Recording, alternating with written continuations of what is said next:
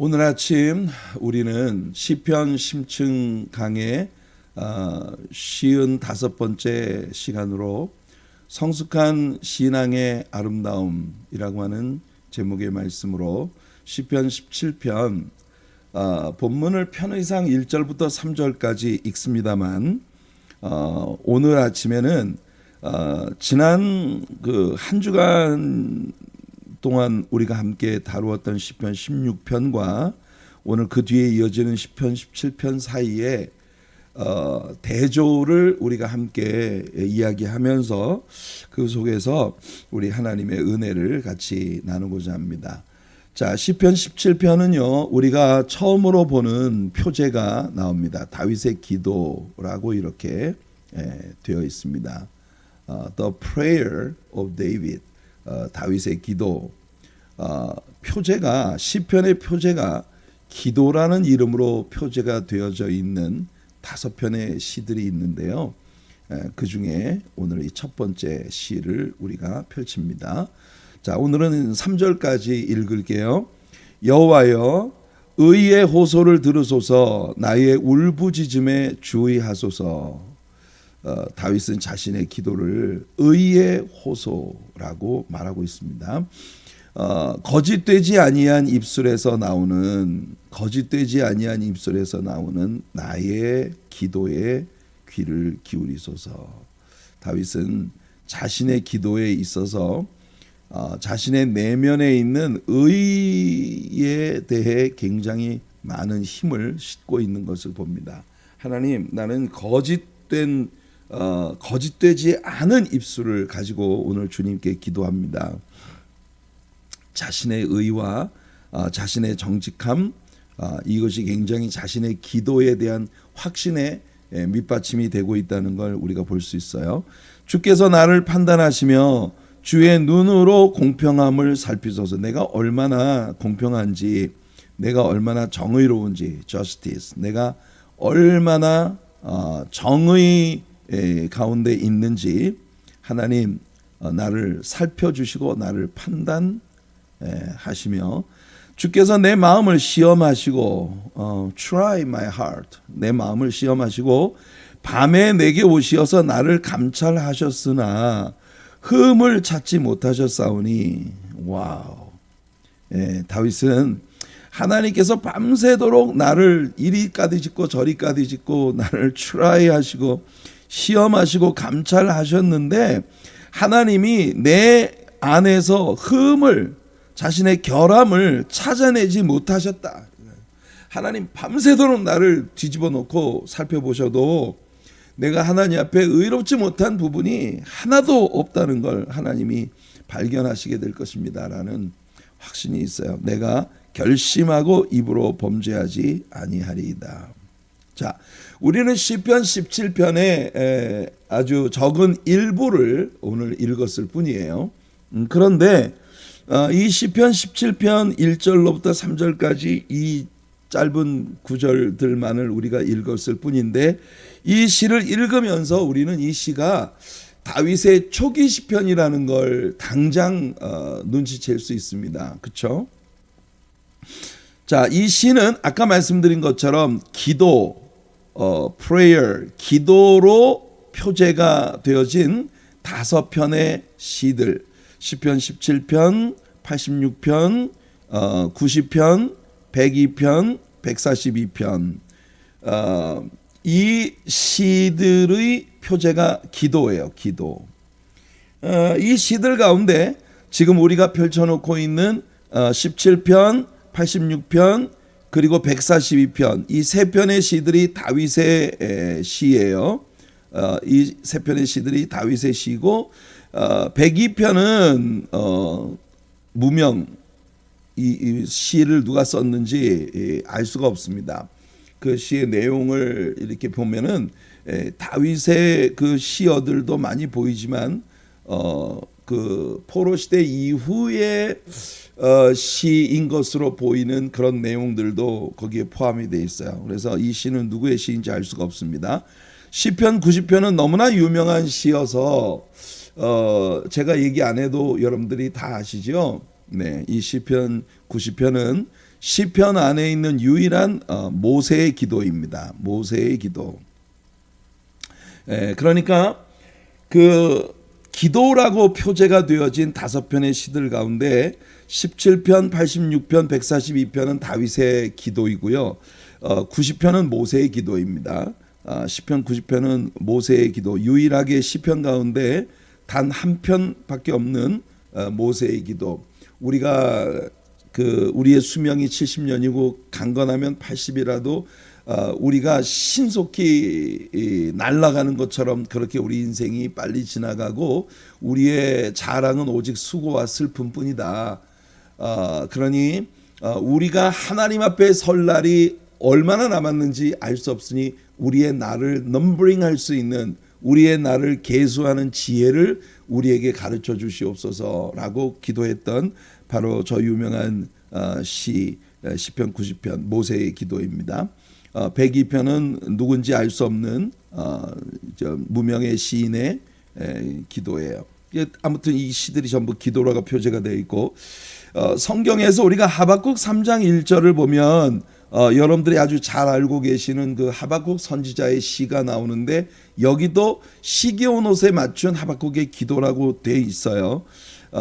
그리고 시편 72편 20절에서는 다윗의 기도가 필하다, 이새의 아들 다윗의 기도가 마치다, 이렇게 그 다윗의 그 마지막 시편에 그러니까 그가 썼던 그 시들의 마지막 시 같은 그런 개념의 이야기로 마무리가 되고 있는 걸 봅니다. 그래서 시편 안에 기도라고 하는 용어로 표제가 되어진 이런 시들의 면모를 우리가 여기서 지금 보고 있는 거예요.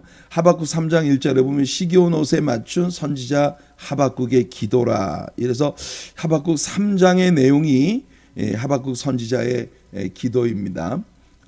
여러분들이 잘 아신 대로 비록 무화과 나무가 무성치 못하고 감람나무에 소출이 없고 포도나무에 열매가 없을지라도, 우리의 양이 없고 외양간에 송아지가 없을지라도 여호와 하나님으로 인하여 난 즐거워한다고 하는 그런 찬양으로 이 하박국의 이야기가 끝나기 전에 바로 그 하나님 앞에 올려드리는 하박국 선지자의 기도가 시로 이렇게 되어 있어요.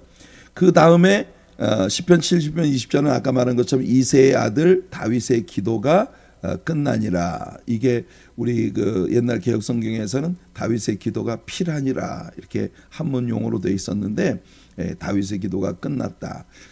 그래서 여러분 그 시편 안에 보면 비록 표제의 이 시가 기도의 내용이라고 그렇게 확실하게 어떤 규명되지 않았을지라도 특히 다윗의 시들 가운데는 굉장히 많은 기도들이 내포되어 있지 않아요? 많은 기도, 그 어려움 가운데에서 다윗이 하나님께 올려드린 많은 기도들이 내포되어 있는데, 유독 이 시들만이 표제에 기도라는 그 단일 제목으로 표제가 붙어 있다는 것이 좀 신기해 보입니다. 유독 이 시들을 기도라고 부르고 있는 이유가 있을까요? 아까도 말씀드린 것처럼 이 5편의 시들 가운데 17편과 86편, 142편이 다윗의 시예요. 90편은 모세의 기도이고, 그리고 102편은 저자를 알 수 없는 그런 기도입니다.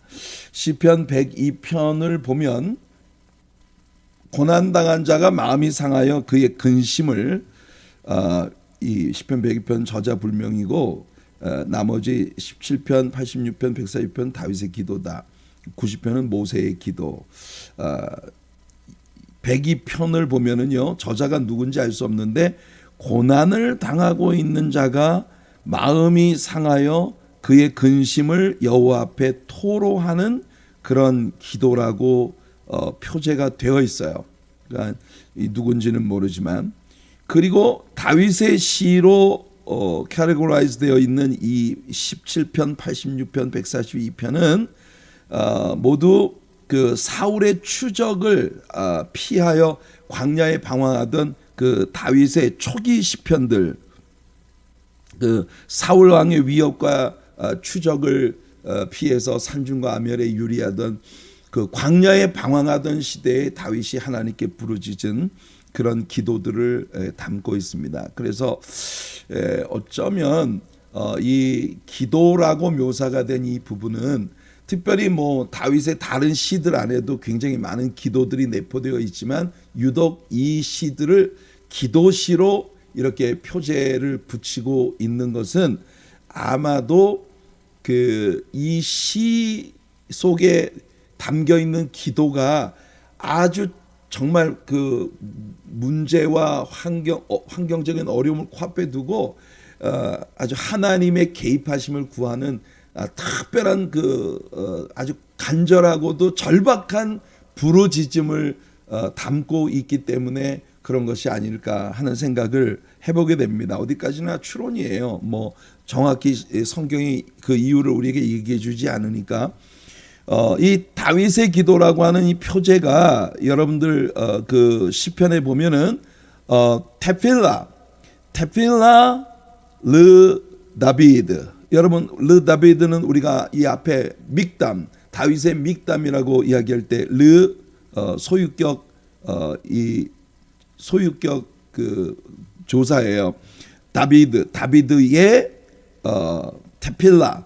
이 테필라라고 하는 이 단어는 여러분 히브리어에서요 기도를 의미하는 단어가 최소한 12개 이상이 있습니다. 그러니까 굉장히 기도의 종류가 아주 굉장히 많아요. 12가지 이상의 그 히브리어의 기도를 지칭하는 단어들이 있는데 그중에 이 테필라라고 하는 용어는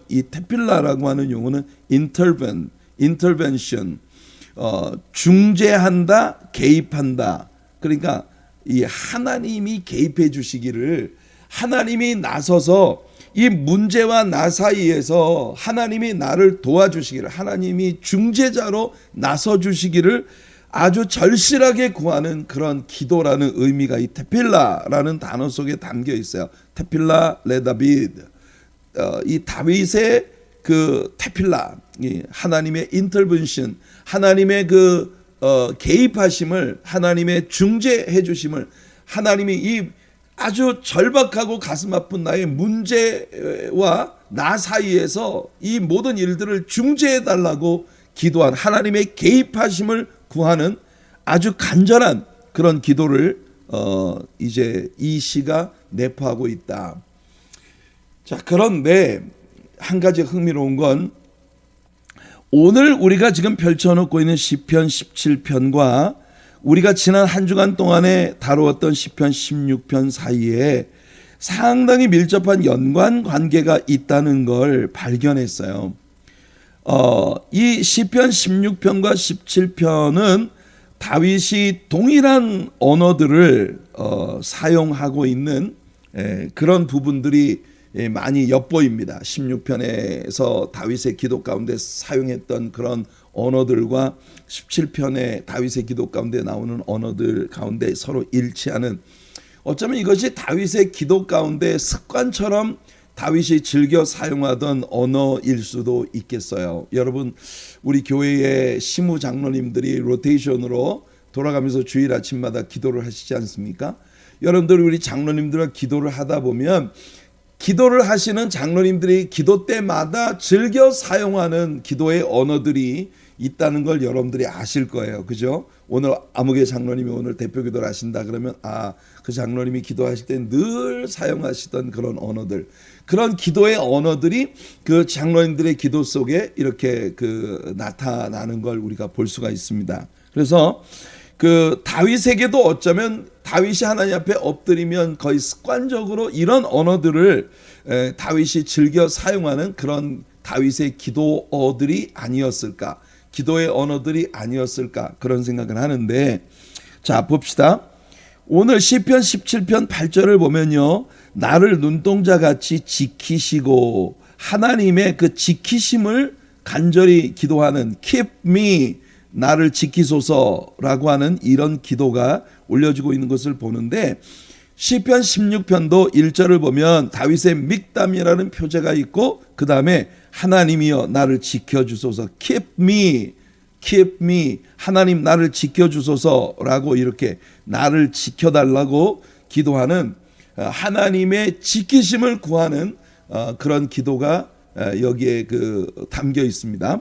자, 그다음에 17편의 3절을 보면 주께서 내 마음을 시험하시고 밤에, 이 밤이라고 하는 시간에 하나님께서 나를 찾아오셔서 밤이라는 시간에 하나님께서 나를 찾아오셔서 나를 감찰하신다. 이 개념이 여러분 the night, 이 밤이라고 하는 시간이 하나님이 다윗에게 찾아오셔서 다윗을 개인적으로 만나시고 다윗을 상당히 어떤 의미에서는 혹독하게 다루시는 그런 하나님과의 만남의 시간으로 밤이라는 시간을 이해하고 있는 다윗의 마음이 엿보이는데, 우리가 여러분 시편 16편을 공부하면서도 하나님이 나를 훈계하신다, 이 훈계하신다라고 하는 말이 하나님께서 나를 어떤 목표를 가지고 하나님이 원하시는 그 골을 향해서 나를 몰고 가시는, 그러니까 주의 지팡이와 막대기로 나를 안위하시면서 나를 하나님이 원하셨던 그 방향으로 내 영적 성숙을 도모하며 나를 이렇게 가르쳐 주시고 인커리지 하시고 교훈하시는 그런 하나님의 모습이 여기 담겨 있다고 했어요.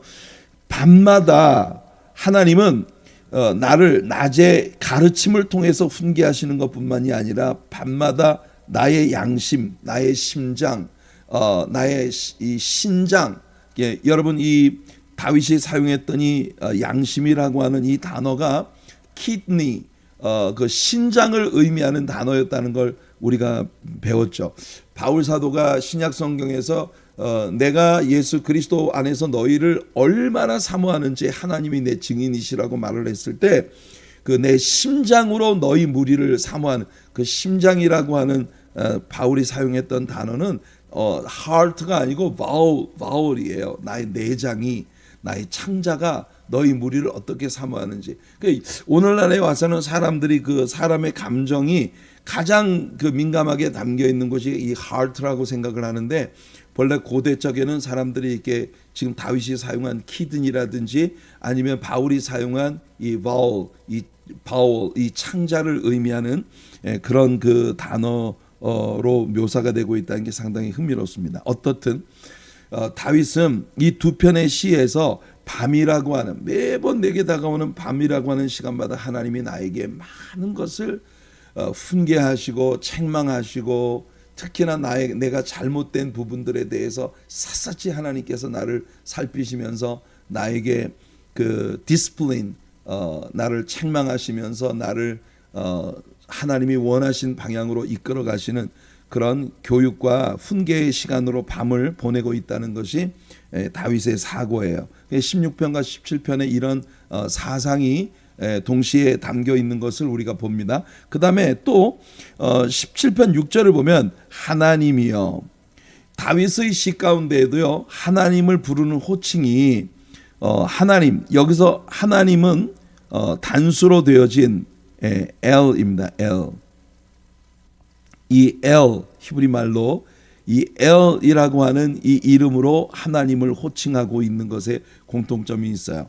다른 시에서 보면 하나님을 여호와라고 부르기도 하고 아도나이, 더 롤드라고 부르기도 하고 다양한 호칭으로 하나님에 대한 호칭을 사용을 하는데, 이 16편과 17편은 하나님이라는 호칭만을 사용하고 있는 그런 공통점이 있는 시들이다. 그 다음에 여러분 17편 7절을 보시면요, 주께 피하는 자들을 일어나 치는 자들에게서 오른손으로 구원하시는 주여, 하나님의 오른손, 하나님의 오른손이 나를 구원하신다. 하나님의 오른편. 여기 보면 16편 8절에도 내가 여호와를 항상 내 앞에 모시며 그가 나의 오른쪽에, my right hand side, 나의 오른손 쪽에 계신다. 하나님이 우리가 이 이야기를 할 때 우리가 도로교통법에 있어서 the vehicle on your right hand side has the right of the way, 그 길의 권리를 오른쪽에 있는 자동차가 갖는다라고 하는 그래서 항상 right side is right, 이게 여러분 그 사람들의 사고방식 속에 흐르는 그런 사상이에요. Right side has the right. right side에 이 오른편에 항상 모든 권리가 있다. 그래서 이 사람들이 성경을 그 해석할 때 성경이 직접적으로 그렇게 언급하고 있지는 않지만 오른편이라고 하는 것이 항상 그 오른쪽, 그러니까 예를 들어 십자가의 양편에 달린 강도 가운데 우측에 있는 강도가 회개했다는 말이 성경에 없거든요. 근데 많은 사람들이 통상적으로 오른쪽에 달린 강도가 회개했다고 이렇게 얘기들을 합니다. 성경에 그런 근거는 없어요. 그러니까 오른쪽, 하나님이 나의 우편에 계시다고 하는 건 하나님이 나를 아주 철저하게 그 나의 그 변호사가 되어 주신다. 하나님이 나의 그 advocate, 하나님이 나의 변호사가 되어 주신다라고 하는 그런 아주 강력한 믿음을 다윗이 갖고 있다는 걸 우리에게 보여줍니다. 그 다음에 마지막으로 다윗이 이 17편 15절에 보면 나는 의로운 중에 주의 얼굴을 배우리니, 이게 I will see the face of the Lord, 하나님의 얼굴을 내가 뵙게 될 것이다. 그러니까 이거는 하나님의 presence, 하나님의 임재를 느끼는 그런 기도를 하고 있다는 겁니다. 시편 16편의 마지막 절에서도 이 땅 위에서 다윗이 누리고 있었던 그 영광과 감격과 기쁨을 하늘나라에까지, 그러니까 죽은 후에까지 연장되어진다는 그런 개념에서 In your presence, 주님의 앞에 충만한 기쁨이 있고 주의 오른쪽에 영원한 즐거움. 우리가 시편 16편의 마지막 띠므로 영원한 즐거움이라는 제목으로 말씀을 우리가 같이 나눈 바 있습니다. The joy of eternity. 우리가 영원까지 이어지는 그런 기쁨. 왜 그러냐면 이 땅에 살아도 우리는 in His presence, 하나님의 임재 가운데 있고, 하늘에 올라갈 때도 여전히 우리는 하나님의 임재 가운데 있는 거예요. 자, 그러니까 이 두 편의 시가 모두 상당히 절박한 어려움 속에서 상당히 당황하고 있는 시인의 그런 그 위험에, 아주 극단적인 위험에 처한 그런 묘사가, 절박한 위험에 처해 있는 현실이 등장하고 있지만, 이 두 편의 시 사이는 지금 여러분 우리가 함께 다룬 것처럼 그 같은 언어들, 같은 그 내용들이 이 두 편의 시에 깃들여 있는데 상당히 유사해 보이지만 아주 현저하게 갈리는 그런 내용을 이 두 편의 시가 가지고 있다는 걸 오늘 우리가 이제 생각을 해봐야 합니다. 자, 보세요. 16편 1절에 보면 하나님이여 나를 지켜주소서 내가 주께 피하나이다. 상당히 절박한 그런 환경 가운데에서 하나님께로 내가 지금 도망치고 있다고 하는 그런 이야기가 여기 나와요. 8절에도 보면 내가 여호와를 항상 내 앞에 모시며 그가 나의 오른쪽에 계심으로 내가 흔들리지 아니한다. 이 말은 하나님이 아니면 내가 아주 심하게 흔들릴 수밖에 없는 그런 지금 어려운 가운데 내가 봉착해 있다는 걸 여기 암시하고 있지 않습니까? 그 다음 10절에 보면요, 이는 주께서 내 영혼을 스올에 버리지 아니하시며 주의 거룩한 자를 멸망시키지 않으실 것임이니이다. 지금 다윗이 이 시를 쓸 때에 굉장히 멸망의 문 앞에 있는 것처럼, 스올의 문 앞에 있는 것처럼 상당히 절박한 그런 그 환경이 자신에게 다가와 있다는 걸 우리에게 그 보여주고 있거든요. 그러나 여러분, 우리가 일주일 내내 시편 16편을 공부하면서 우리가 느꼈던 건 뭐예요? 다윗이 철저하게 자신은 그 낮아지고, 다윗은요 굉장히 낮은 곳에 점점 내려가요. 자신의 모든 인생의 그 가르침 속에서. 그러면서 오직 하나님은요 다윗의 인생에서 점점 높임을 받으세요. 이 극명한 대조. 다윗은요 이 시편 16편에서 내내 다윗은 그의 humility, 이 겸손을 우리들에게 보여줍니다. humility. 그런데 시편 17편을 보면요 반대예요. 시편 17편은 하나님이 자기한테서 막 열심히 그 허물을 찾으려고 막 밤새 다윗을 볶았는데 결국 다윗에게서 허물을 찾지 못했다. 막 이런 엄청난 그런 이야기를 다윗이 하고 있는 것을 봅니다. 그런 관점에서 시편 16편과 17편을 대조해 보면 상당히 흥미로운 교훈을 우리가 받게 돼요. 자, 시편 16편은 말입니다. 다윗이 경험한 모든 시련과 아픔들이 모두 다윗의 영적 성숙을 도모했다는 것을 노래하고 있어요.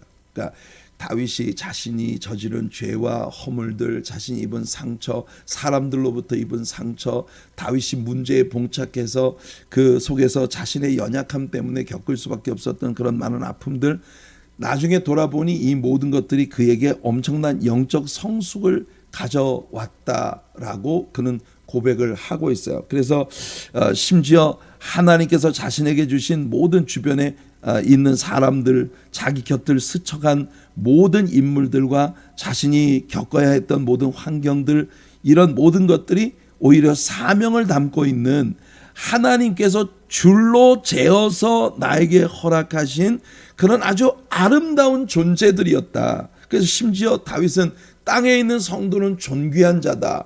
그 존귀한 자라고 하는 그 의미가 아주 굉장히 그 majestic, 정말 위엄과 영광이 느껴질 정도로 인간이라는 존재가 아주 소중하고 귀한 존재로 느껴지는, 우리는 이 시의 내용을 볼 때 시편 16편은 다윗이 노년에 이르러서 아주 원숙한 영적 성장의 모습을 보여주는 그런 시라고 우리는 확신할 수 있습니다. 다윗의 젊은 날은요 그렇지 않았거든요. 모든 것이 합력해서 선을 이룬다는 걸 다윗은 고백하고 있고, 심지어 내 삶에 다가온 모든 황무지를 에덴 동산으로 바꾸는 힘을 하나님이 나에게 주셨다는 것에 대한, 그러니까 우리가 에스겔 36장에서 우리가 읽을 수 있었던 황폐하고 황무한 땅을 에덴 동산같이 되도록 만드는 그런 은혜를 포로 생활을 마치고 돌아온, 정말 낮아질 대로 낮아지고 겸손할 때는 하나님의 도우심이 아니면 내가 실로 아무것도 할 수 없는 그런 존재라고 하는 것에 대한 그 깊은 깨달음, 그 깨달음 안에서 다윗은 하나님께서 내게 줄로 재어주신 모든 구역이 다 아름다운 사명, 내가 영적으로 성숙해서 그 모든 것들을 변화시켜서 하나님의 영광이 되게 만들어야 할 사명이 담겨있는 아름다움이라는 걸 고백하고 있는 거예요. 그래서 자신에게 다가온 삶의 모든 여건들 속에서 철저히 다윗은 낮아지고 여호와 하나님이 높임을 받으시는 것이 시편 16편의 특징이었습니다. 그러니까 우리는 이 시에서 있잖아요, 다윗이 그야말로 무르익을 대로 무르익은 성숙한 신앙인의 모습을 우리에게 보여주고 있다. 다윗의 행복은요, 지금 이 지상에 살고 있는 동안에 이미 천국을 맛보고 있는 그런 행복이 다윗에게 있었어요. 그리고 이 행복이 지상에서의 나의 삶에 국한된다는 건 너무 아쉽다. 그런 서러움을 다윗이 가지고 있다가 그의 후손으로 오실 메시아 예수 그리스도로 말미암아 사망을 이기시고 우리에게 부활의 생명을 주신 예수님으로 말미암아 이 땅에서 하나님과의 교제 가운데 누리는 그 행복을 천국에 다다를 때까지 내가 유지할 수 있다고 하는 행복에 겨워 있었던 그런 다윗의 모습이 시편 16편 속에 담겨 있거든요. 그러니까 시편 16편은요, 인간적으로 생각할 때 다윗은 기가 잔뜩 죽어 있는데 하나님의 영광은 막 한없이 나타나는, 다윗은요 갈수록 더 아름다워지고 더 원숙해지고 차분해지는, 똑같이 아까 이야기한 것처럼 시편 16편에서도 정말 죽음 앞에 다다른 것 같은 고통과 아픔이 자신에게 있는데 그럼에도 불구하고 그런 모든 것들이 다 아름다운 하나님의 손길로 화제로 섞어서 나에게 주시는 그런 하나님의 손길의 아름다운 선물들로 여겨지는 그런 아름다움이 시편 16편 속에 있었단 말이에요. 근데 17편을 보시면요, 앞으로 시편 17편도 우리가 며칠에 걸쳐서 공부를 하게 될 텐데 이 시편 17편의 내용을 보면요, 다윗의 프라이드가 아주 하늘 꼭대기까지 다 있어요. 나는 하나님 앞에서 경건하고 의롭다. 나의 경건함, 나의 의로움, 나는 죄를 하나님이, 그러니까 얼마나 자신의 의에 대한 얼마나 넘치는 확신이 있으면 하나님이 자신의 허물을 밤새도록 찾다가 결국 아무것도 찾지 못했다라고. 야, 정말 여러분, 이게 하늘 꼭대기에 나 있지 않습니까? 그 교만이 진짜 자신의 의에 대한 확신이 넘쳐요. 이게 다윗의 초기 시편이라는 걸 아직 다윗이 인생에서 크게 내가 연약한 존재라는 거, 죄 가운데 빠지거나 또는 상처를 입거나 아직 그렇게 크게 한번 넘어져서 좀 상처를 받고 어려움을 겪어본 적이 없는 그런 초년병이었을 때에 기고만장했던 다윗의 모습을 우리들에게 보여주는 그런 시입니다. 겸손은 눈을 씻고 봐도 찾을 수 없는 아주 교만의 극치를 보여주는 그런 시다. 여러분, 이 표현들은 제 표현입니다. 여러분, 성경에 그렇게 말하고 있지는 않아요. 주변의 모든 사람들이 다 라이벌이고 전부 내가 justice, 나의 의로움을 가지고 모든 사람들을 판단하는 거예요. 다 내 주변에 있는 모든 사람들 다 너희들은 죄인이고 너희들은 다 악한 자들이고 막 사탄의 지배를 받는 자들이고, 그러니까 자기는요 지금 저지먼트 시트에 다윗 자신이 앉아 있는 거예요. 상당히 시편 17편 안에서 다윗은 의롭기는 하지만 평화가 없어요. 이게 아주 중요한, 우리가 굉장히 염두에 두어야 할 아주 중요한 내용입니다. 이 시편 17편을 보면 다윗은요 천하 없이 의로운 자예요. 이 세상에 누구보다 의로워. 그런데 평화는 없어. 우리가 여러분 신앙생활을 해나가다 보면 우리가 만나는 사람들 중에 자기 의에 대한 확신이 굉장히 넘치는 분들이 있어요. 근데 그분들의 삶의 특징이 있잖아요. 뭐냐면 평화가 없어요. 항상 보면 불편해. 남을 바라보는 시각이 항상 불편하고, 이 사람은 이래서 안 되고 저 사람은 저래서 안 되고, 이 굉장히 내가 하나님 앞에 의롭다는 그런 프라이드를 가지고 있기 때문에, 그래서 삶에 항상 뭔가 부대끼고 싸움에 휘말리고 막 그런 다윗이 인생의 죄와 허물로 코가 완전히 깨어지고 난 후에 시편 16편의 성숙을 향해 나아갔던 다윗의 모습을 아주 대조적으로 보여주는 두 편의 시를 우리는 지금 펼쳐놓고 있는 거예요. 이게 오늘 우리가 시편 17편을 들어가기 전에, 그렇다고 해도 여러분 높아심에서 말씀드리는데 시편 17편은 다윗이 기고만장한 교만으로 그냥 끝나버린 시는 아니에요. 시편 17편 안에서는 그의 젊은 날 그가 받는 모든 고통과 역경 가운데서 그의 관심과 그의 소망이 하나님을 향해서 몰아져 가고 있는 그런 하나님의 손길을 우린 여전히 시편 17편에서도 느낄 수 있어요. 그런데 동일한 인간, 다윗이라고 하는 동일한 인간이 17편을 썼을 때와 16편을 썼을 때의 내용을 보면 16편은요 고난을 겪을 만큼 겪었고 상처 받을 만큼 받았고 아픔을 겪을 만큼 겪었어. 그런데 그런 모든 어려움 속에서 다윗은요, 나는 정말 보잘것없는 왜소한 존재이고 하나님이 위대하시다. 하나님 때문에 나의 생애가 다 바뀌었어요. 하나님 때문에 나의 생애가 다 바뀌어버렸어요. 이게 정말 놀라운, 그래서 사람을 보는 시각, 그 다음에 환경을 보는 시각, 또 그 내 모든 환경 속에 주님과의 교제를 통해 밤낮으로 하나님이 나를 채찍질하고 교훈하셔서 결국은 하나님이 원하시는 그런 아름다운 영적 성숙의 사람으로 몰아가신 하나님의 손길에 대한 그 말할 수 없는 찬양, 이게 시편 16편의 내용이었거든요. 시편 17편에는 다윗이 굉장히 자신의 의에 대해서 아주 자신이 넘쳐요. 그러니까 옛날 그 이동원 목사님의 표현에 의하면은 젊었을 때는 밟으면요 발을 뚫고 올라올 정도로 이렇게 빳빳했대요, 자신이. 그러니까 그게 원래 맞는 거래요. 젊은 날에는 막 그냥 발로 밟으면 발로 뚫고 올라올 정도로 빳빳해야 환난과 역경을 이기고 쭉 성숙을 하고 난 다음에 정말 이제 알곡을 하나가득 베었을 때 고개를 푹 숙이고 바람 부는 대로 황금 물결을 뒤척이는 그런 그 들판에 무르익은 곡식처럼 사람이 익어가는 거다, 이런 얘기를 하시더라고요. 그래서 자신의 젊은 날 박영선 목사님이 자신을 보면서 너는 그냥 밟으면 그냥 뚫고 올라올 것 같다. 그런데 그 이동원 목사님이 하시는 말씀이 젊은 날은 그렇게 빳빳해야 노인이 됐을 때 많은 열매로 고개를 숙이는 이런 게 필요하니까. 그래서 여러분 시편 17편 우리가 또 한 며칠 동안 시편 17편을 다룰 텐데 그 속에서 다윗이 이런 16편의 아름다움을 향해서 나아가기 위해 하나님께서 주시는 그런 참 아름다운 교훈들이 담겨 있습니다. 시편 17편을 기대하면서 오늘의 적용 말씀은 그래서 바로 이거예요. 내가 가는 길을 그가 아시나니 그가 나를 단련하신 후에는 내가 순금같이 나오리라. pure gold. 금도 그냥 금이 아니에요. pure gold. 완전히 정결한 정금으로 정금같이. 그래서 오늘 우리가 찬양을 욥의 노래를 부른 겁니다.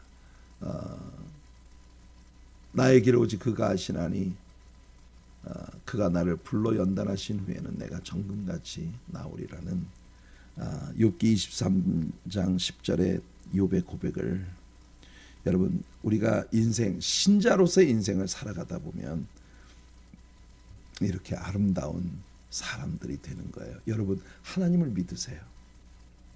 여러분을 믿지 말고 여러분을 의지하지 말고 하나님을 믿으세요.